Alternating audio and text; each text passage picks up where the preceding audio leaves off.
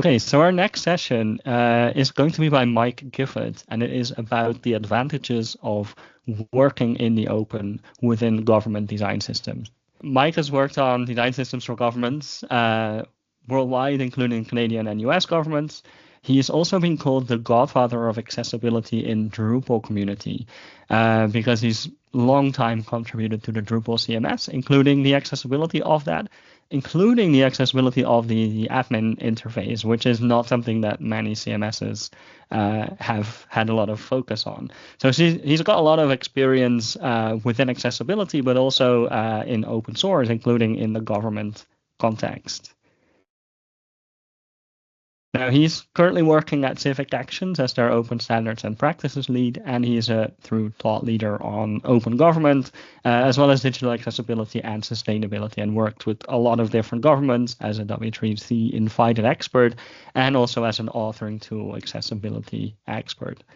So we're really excited to have Mike here today, and he's going to talk about open source and government design systems. So Mike, whenever you're ready, yeah, please do share your screen. And well, thank you very much, Idi. So yeah, thank you very much for the kind introduction, and I'm just going to dive right in. So just to give you a brief view of the journey we're going to be on. We're going to talk about a bit about government design systems, about content management systems and government design, a bit about the needs and why design systems are important, but also some discussions around open source and challenges of open source, but also some of the opportunities associated with that. So yeah, I've been in many open source content management, or sorry, many open source design systems are tied to government, and I think that in general there are more design systems, government design systems that are built for open source, and that's useful in terms of sharing and collaboration between them. So I initially became involved with the Web Experience Toolkit, or the WETBO implementation with the Government of Canada. Contributed a little bit there, contributed with the Ontario design system, but also looked ahead at sort of, well, what's happening in the UK, and what can I learn from there, and how can I pull ideas from what's happening in the UK back to Canada, because I'm based in Ottawa, Canada, and tried to go off and look at ways to cross-pollinate between them, and so many of these design systems have an interface on GitHub that allows for people who are not necessarily citizens or members of the project to be able to comment or engage. And so I was working with mostly, well, with a few different design systems, trying to go off and contribute and look at accessibility and to both learn from and critique. So if I was trying to struggle with a problem with Drupal that had a similar application within a design system that I was trying to go off and to learn from. So I say, well, what did they do? What worked? What didn't work? And how can I either test my problem within this design system, or be able to find a way if I could replicate this problem based on a slightly different pattern. But in 2000, I had a business of my own called Open Concept. We were acquired by Civic Actions in the States, and my focus very much shifted towards the US, and so became much more involved in the US web design system, and looking for ways to enhance that for accessibility, but also looking at what are they doing, and what are some of the efforts that are happening. And I'm really happy to hear that Amy Cole will be presenting here later in the week. She's wonderful and has done some really amazing stuff to bring the US WDS up a notch and make it one of the leading, the most accessible design systems in government, I think. So we've got a list of other agencies out there on our website if people are looking for a list of other government design systems on accessibility.civicactions.com/guide/design. So as Idi mentioned, I'm a Drupal Core Accessibility Maintainer. I've been very interested in trying to support the Drupal community, and there's a lot of government instances of Drupal, of government design implementations. So there's a Drupal Giltman, which is the I guess that's the local government Drupal implementation. So they're sharing and exchanging ideas around that. There's a Dutch government branding site that's a project of Drupal. Local Gov Drupal, the Web Experience Toolkit has a project in the Drupal community as well. So is the USWDS. Civic Actions maintains one of the USWDS branches, and so we're excited about that. We're also seeing things like GovCMS and France's DSFR. So there's these already these Drupal themes that are being built for in open source around the Drupal content management system. And Drupal is one of the more commonly used content management systems in the world, particularly in government. It certainly doesn't line up with WordPress in terms of popularity, but in terms of in terms of government, it's actually quite a lot higher than WordPress is.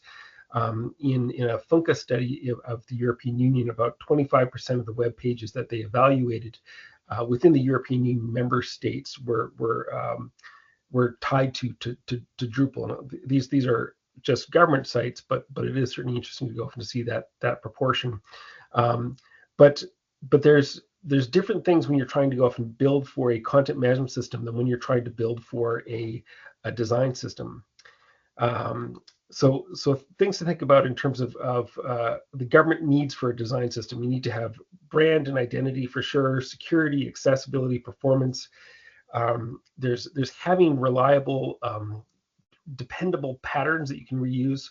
Also efforts to try and future-proof it so that you're not trying to you're able to go off and as best as possible prepare for where the internet is going, not where it is right now.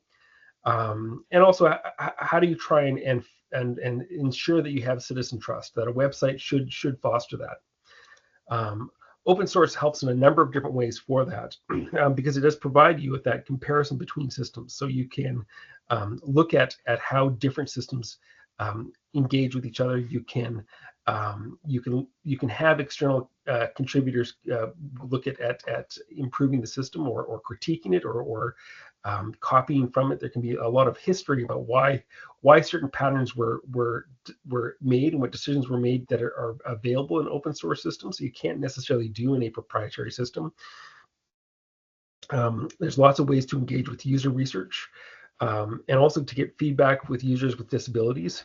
Knowing that 1 in 5 people has a disability, that you have a lot more options in an open community to be able to get early feedback from people who have a range of disabilities that you may not know about.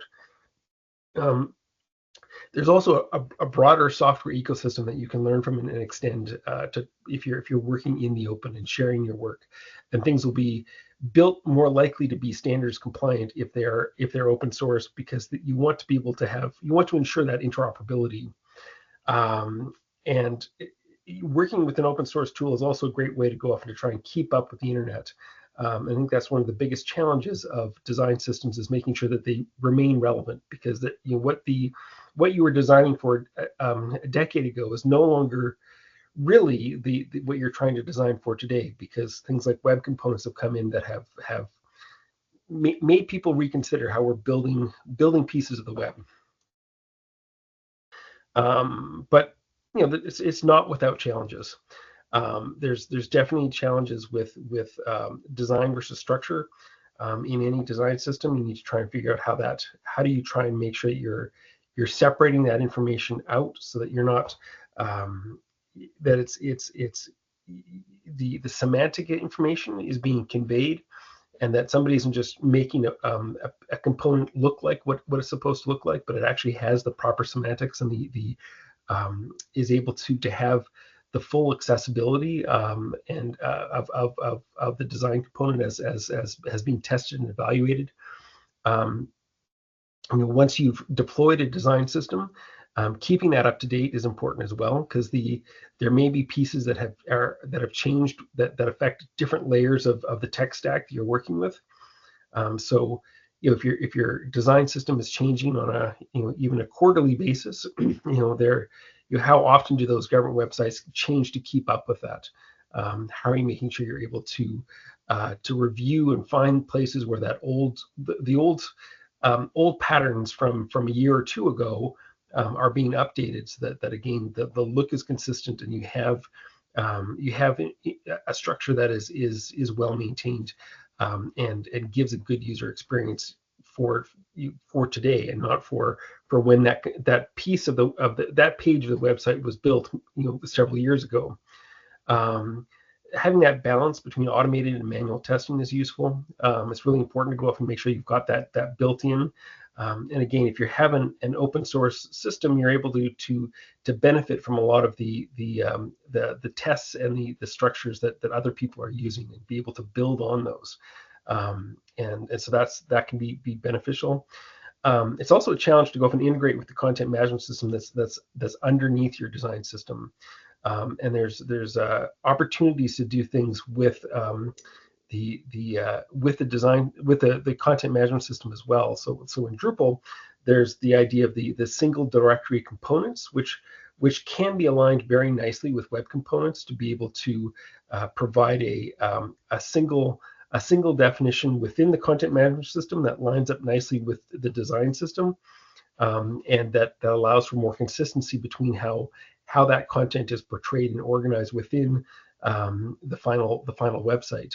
But again, if you're working in the open and able to learn from that can be, there's real advantages in trying to go off and to share with others, because a lot of the stuff is rapidly evolving. So you need to try and learn as much as we can. The other thing is that as more organizations try and take a service level approach to implementation, then design systems also need to be thinking about not just about the web, but about mobile, paper, in person, whether it's VR or through the phone. Like, we need to be thinking about how people are consuming information, and that's a real challenge. I mean, in our reviews of the U.S. government, so many websites are still not being built mobile first. And mobile isn't exactly a new technology, but still we're finding that so many governments are designing for desktop first, and then retrofitting so that you have a mobile experience after that. But that doesn't get you where you need to go. I do think it's worth mentioning that we are in a climate crisis, and as part of that, we have to acknowledge that design systems can spread both good and bad patterns. And so if we're thinking about something that's going to be repeated on multiple websites and be loaded millions of times a day, potentially, any decisions that we make for that design system really need to be thought about in terms of what the sustainability impact is going to be. How do you benchmark these components to make sure that we're not adding bloat to a website? Because we are going to be, again, scaling the impact over time. So a design system should be a good example, and the design system documentation site should really encapsulate all those ideas. So you should be able to evaluate that design system example site and be able to get a sense of a performant site that is easy for people to get to the information that they're trying to use, and has is optimizing some of the best ideas around the web sustainability guidelines, which is another WC3 guidelines that helps to identify some of the best practices around building a sustainable website. And it's also worth just noting that designing and maintaining and organizing a website does take a lot of resources, both in terms of money, but also in terms of energy, and that it's important to be able to think about that when we're building these, so that we're not recreating the wheel. It's really inefficient to go off and to recreate the wheel for every government organization around the world to try and do that. So how do we try and share what we're learning, and both the successes and the failures, so that other governments are going to be able to go beyond that. I also wanted to touch on personalization, because that's not something it is something that design systems really should be grappling with, but most of them are not.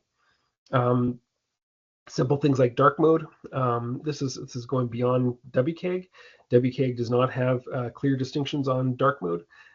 but every operating system and browser supports it. We know that there's people who benefit from having the option to use dark mode. It really is something that should be available more by default. Same with the browsers can determine whether or not animations are going to be a problem. Force colors, color preferences, reduce data, like all of this stuff is stuff that is that users are struggling with right now. This would improve their experience. They would be able to receive more information around this.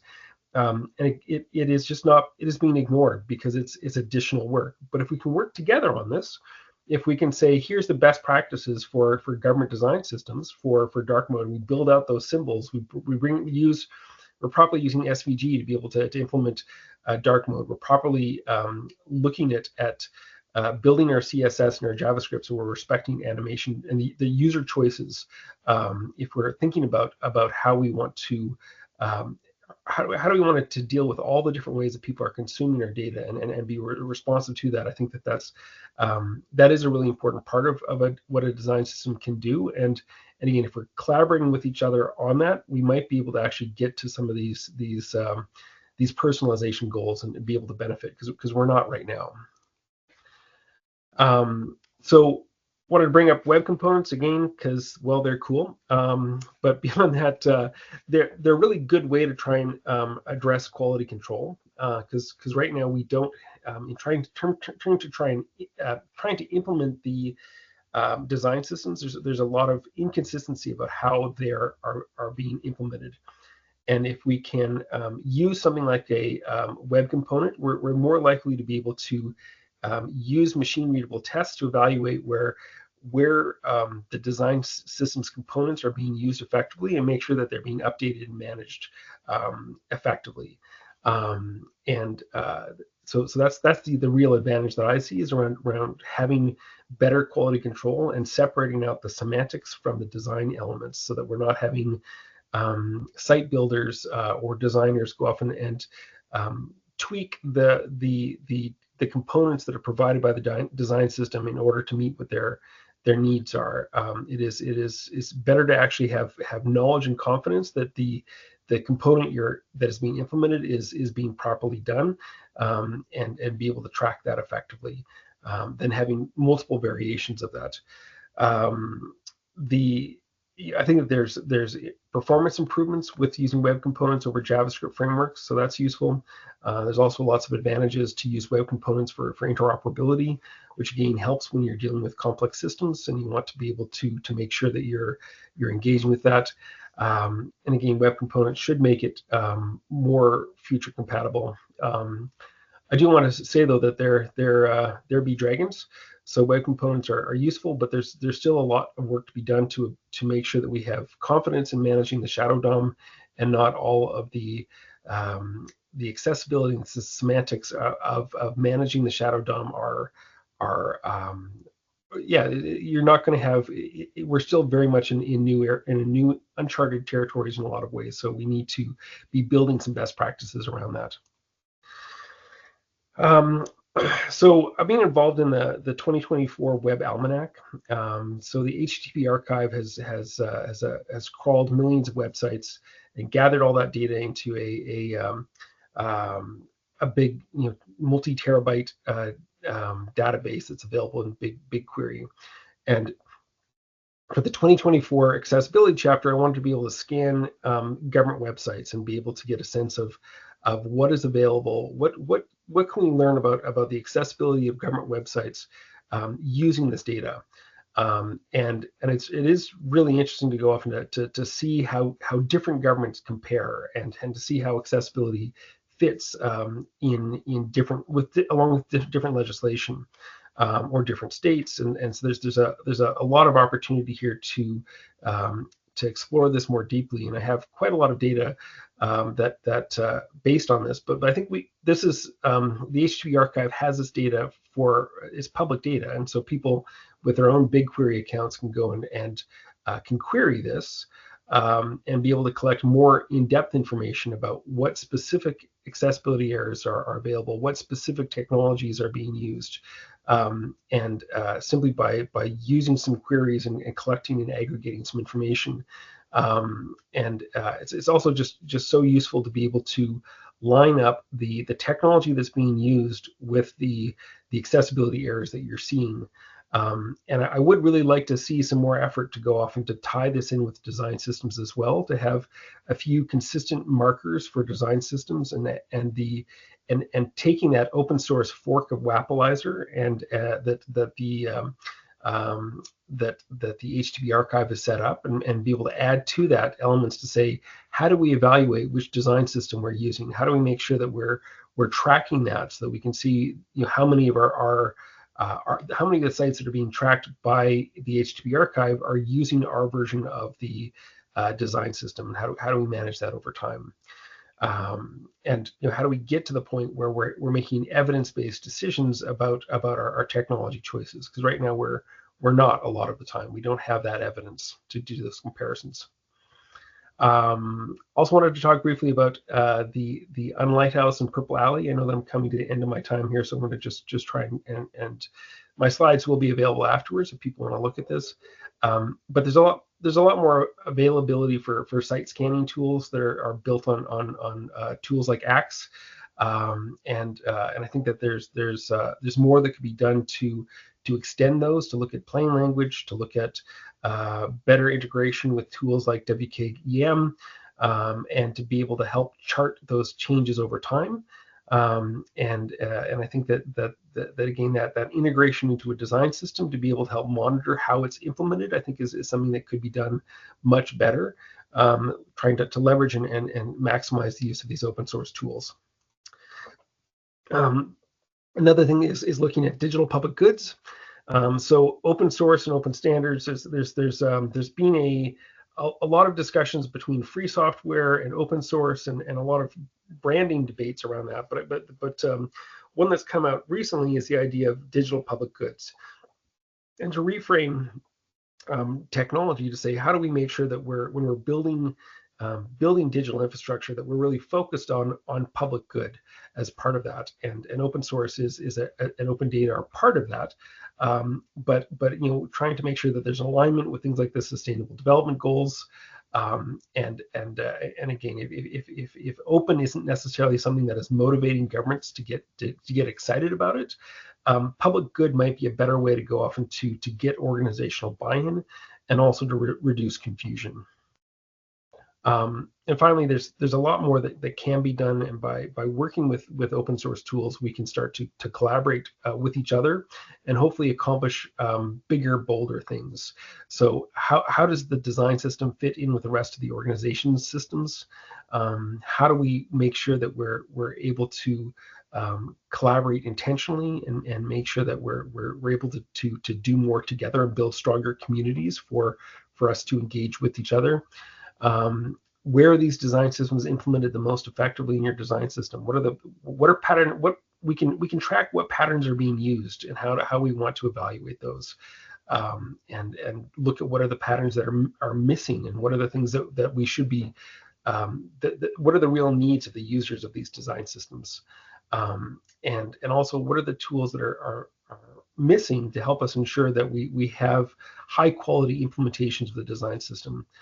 A design system is only as useful as its implementations. So we need to have that a tighter connection between the design system and how we're actually implementing it. And with that, I will answer any questions. Well, thank you so much, Mike. There was so much in there. I think we could talk for hours about some of the subjects here. I see some clapping hand emojis going up in Teams as well. For everyone, feel free to put your questions into the chat for Teams, or you can put them into the Miro board as well, if you're in there. I'll start with actually mentioning there were a few things in the talk that referred back to some of the stuff that we talked about earlier today, including the interoperability angle with web components, where Thijs from ING Bank was talking about earlier as well. They built their whole bank with web components, and interoperability one of the main drivers for that. So confirming what you were saying as well in his talk earlier. And super cool to hear more about personalization as well, as we briefly talked about that as well, because it's in chapter 11.7 of the EN 301509, as Marcus mentioned in the chat. Some great links to earlier talks. So I wanted to ask you regarding the Web Almanac. You talked about looking at government websites there. Did you see any improvements in government websites, or did you identify any areas where maybe they could improve, and that we all, as being government people, could learn from in this audience? I mean, this is the first year that this is being done. I now have a query that pulls out government websites around the world, and it's not 100% accurate. There's definitely places where I'm still trying to figure out how the Nordic countries go off and define government websites. It's not as clear and straightforward as the French government, which is fairly black and white in terms of the gov.fr sort of framework. The U.S. government is very straightforward as well with the .gov. I mean, there's some exceptions, but we don't have the option to go off and to evaluate this over time yet because we haven't run this a second time. But we know that the HTTP archive is scanning this information on a monthly basis. So all of these queries are open source. All of them can be evaluated on a monthly basis and can be dug into in more detail. The information that I'm using is just trying to get a largely I wanted to get a Google Lighthouse score for governments, for each government around the world. So how do I do that? How do I compare the UK versus Switzerland versus Luxembourg versus the Netherlands and versus the United States? Because there's each country has their own implementation, which is distinct from others around accessibility, and I think that we should be able to see, not that Google Lighthouse is a perfect indicator, but it is a good indicator to evaluate at least some degree of the errors and the efforts that are being put into accessibility. Because if it's got if a website has a lot of accessibility errors, you can be rest assured that they haven't done a lot of work on accessibility. It doesn't mean that if you've got 100% on Google Lighthouse, that doesn't mean that you have an accessible website, but it's at least an effort that you've a demonstration you've made some efforts in this regard. And so I haven't seen that tracking over time yet, but that can happen, and hopefully will happen in the 2025 Web Almanac as well.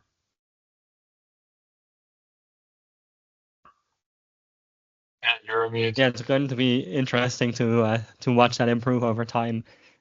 Taking the optimistic side here, right? But it's great to have that data and see it change over the next 2 years. Hopefully, we'll keep kind of measuring that for the Web Almanac. And we do know that the political leaders are very much influenced by their egos. So I'm hoping that a leaderboard of government with their accessibility and performance will be something that motivates them to go off and does Netherlands want to have a more accessible website or have better numbers than Belgium? I would think so, right? Like, do you think that there's going to be some rivalry there? Yeah. And I guess the same would apply to CMS leaderships as well, that we can increase. Very cool. Another question that I had was, you mentioned that a design system is only as useful as its implementation. Do you have any tips for any of us on how to ensure that quality stays good after kind of implementation from a design system to it being used in actual websites? I think that these crawlers are really a useful step in this regard, because if you are crawling your government's websites and doing some sampling, you should be able to pick out what are the elements of your design system that are being implemented and being able to evaluate those over time.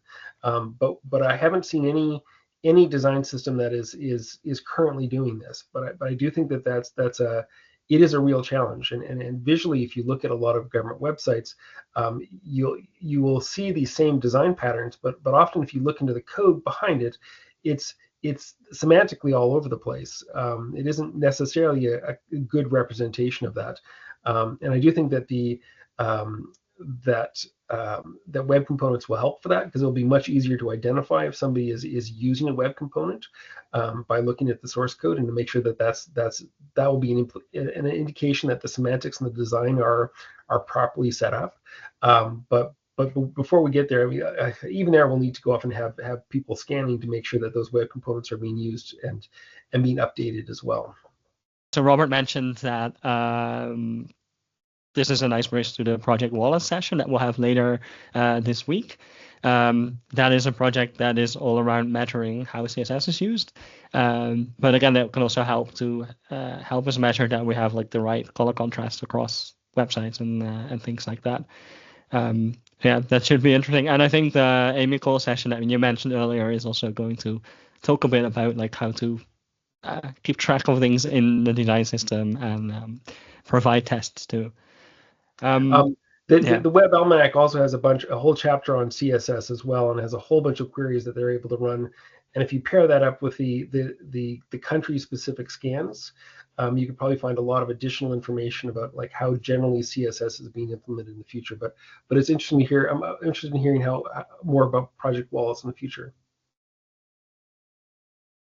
Cool. Yeah, we should all check that Almanac chapter out. I'm looking forward to it being released.